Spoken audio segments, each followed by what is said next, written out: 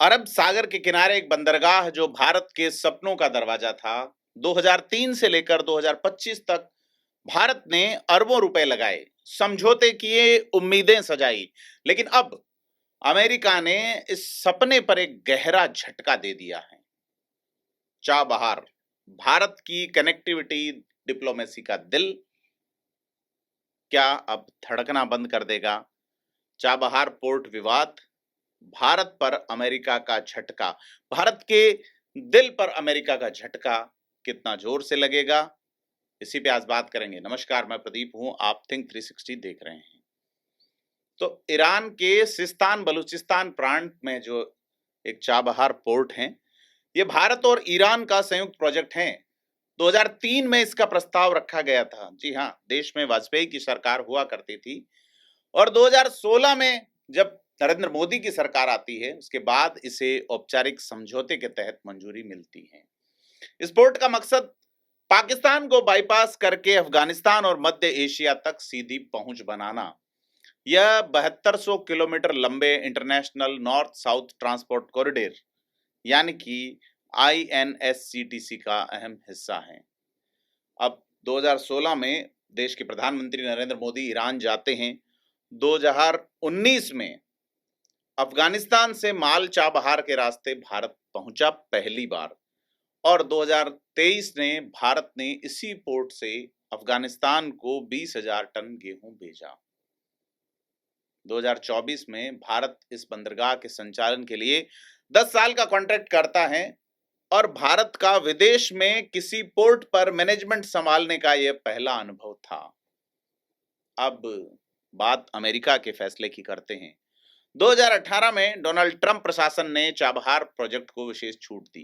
कारण था अफगानिस्तान के पुनर्निर्माण में मदद करना। लेकिन 2025 में अमेरिकी विदेश मंत्रालय के उप प्रवक्ता थॉमस पिगोट घोषणा करते हैं कि 29 सितंबर 2025 से छूट खत्म हो जाएगी।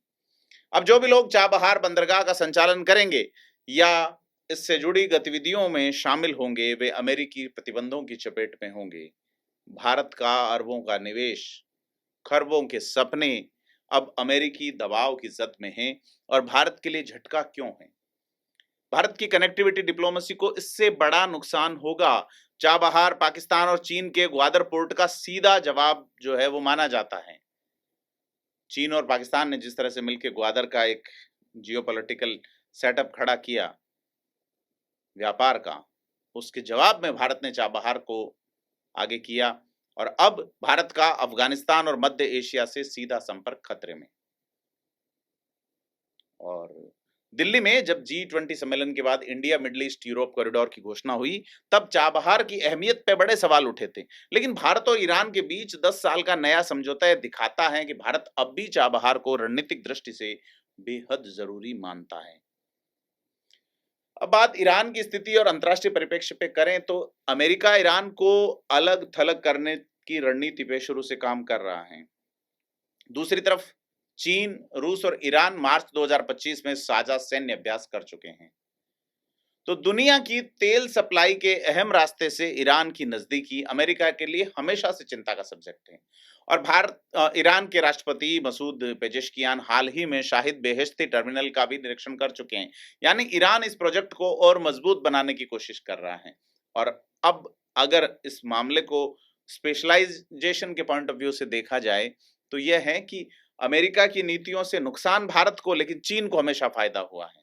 क्योंकि भारत ने अमेरिका के दबाव में ईरान से तेल आयात बंद किया था, लेकिन चीन ने फिर सस्ते दामों में ईरानी तेल खरीदा और सबसे बड़ा विजेता भी बना। देखा जाए तो ग्वादर पोर्ट का जवाब हमने चाबहार के माध्यम से दिया था, लेकिन अब भारत को दंडित कर रहा है वही अमेरिका, जिसकी गोद में बैठने के लिए भारत ने अपने खास दोस्तों से नाराजगी मोल ले ली थी। रशिया से भारत का चीन से पंगा हुआ और इस दंड के बीच में चीन लगातार मजबूत होकर उभर रहा है। और बड़ा सवाल यह है कि भारत के सामने विकल्प क्या है? क्या भारत अमेरिकी दबाव झेलेगा या ईरान से डील बनाए रखेगा, या चाबहार की जगह India middle east Europe corridor को प्राथमिकता देगा? और क्या इस पूरे परिदृश्य में सबसे बड़ा विजेता जो है वो चीन ही साबित होगा? क्योंकि चाबहार सिर्फ एक बंदरगाह नहीं है, ये भारत की भौगोलिक रणनीति, उसकी कूटनीतिक ताकत और उसके सपनों का प्रतीक है।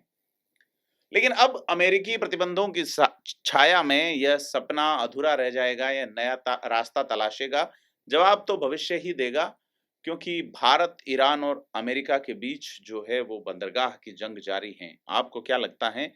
हमें कमेंट करके बताएं। वीडियो को लाइक शेयर जरूर करें। थिंक 360 को सब्सक्राइब करना ना भूलें। धन्यवाद।